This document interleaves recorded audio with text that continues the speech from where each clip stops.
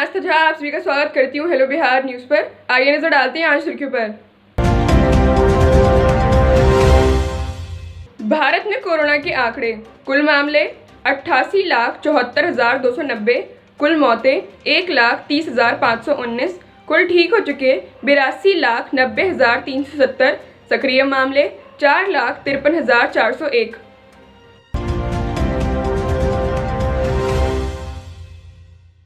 Supreme court ने CBSE एवं दिल्ली सरकार को कोविड-19 और कुछ अभिभावकों की वित्त समस्याओं के मद्देनजर मौजूदा अकादमिक वर्ष में 10वीं एवं 12वीं कक्षा के छात्रों का परीक्षा शुल्क माफ करने का निर्देश देने का अनुरोध करने वाली याचिका मंगलवार को खारिज कर दी।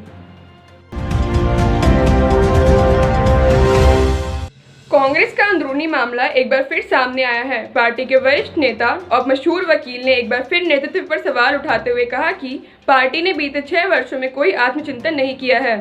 सिब्बल जी के इस बयान पर राजस्थान के मुख्यमंत्री अशोक गहलोत जी ने कहा कि सिब्बल जी को मीडिया में कांग्रेस के आंतरिक मुद्दों का उल्लेख नहीं करना चाहिए, इससे पार्टी कार्यकर्ताओं की भावनाओं को चोट पहुंची है।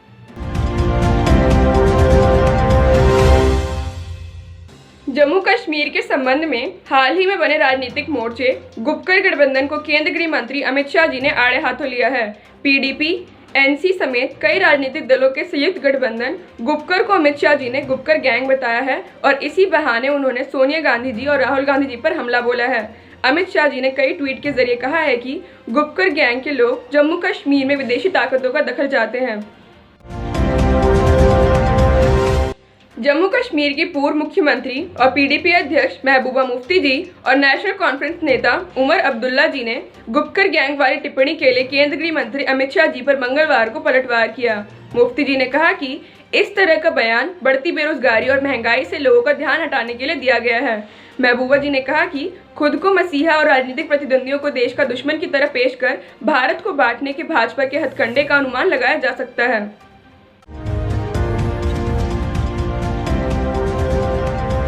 हरियाणा के वल्लभगढ़ में नितिका मर्डर केस के बाद देश भर से लगातार लव जिहाद पर कानून बनाने को लेकर आवाजें उठ रही है। उत्तर प्रदेश और हरियाणा के बाद मध्य प्रदेश सरकार भी लव जिहाद के खिलाफ कार्रवाई करने के लिए कानून लाने की तैयारी कर रही है। Madhya Pradesh freedom of religion bill 2020 को विधानसभा में पेश करने की तैयारी कर रहा है। इसमें 5 साल के कठोर कारावास का प्रावधान होगा।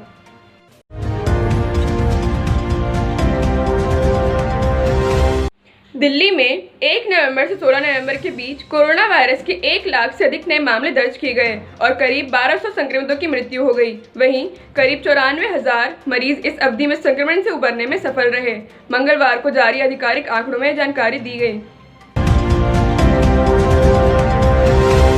लंबे समय तक साथ रही बीजेपी और शिवसेना के नेताओं में जुबानी जंग लगातार जारी है। शिवसेना नेता संजय राउत जी ने मंगलवार को कहा कि देश को जब भी जरूरत होगी उनकी पार्टी हिंदुत्व का तलवार भांजते हुए आगे आ जाएगी। उन्होंने यह भी कहा कि वह और उनकी पार्टी हमेशा हिंदुत्ववादी थी और रहेगी।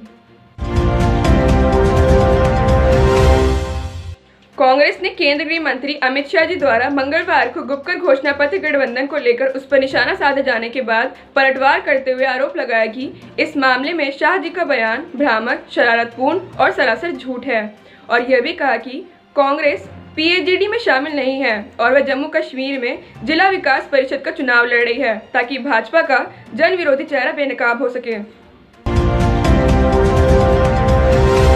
देश में कोरोना वायरस का प्रकोप दिन भर दिन बढ़ते ही जा रहा है। मंगलवार को स्वास्थ्य मंत्रालय ने बताया कि भारत में प्रति 10 लाख जनसंख्या पर 94 मौतें दर्ज की गई हैं। स्वास्थ्य मंत्रालय ने कहा है कि अब तक 12 करोड़ 65 लाख टेस्ट किए जा चुके हैं। रिकवरी रेट 93% से अधिक पहुंच गया है।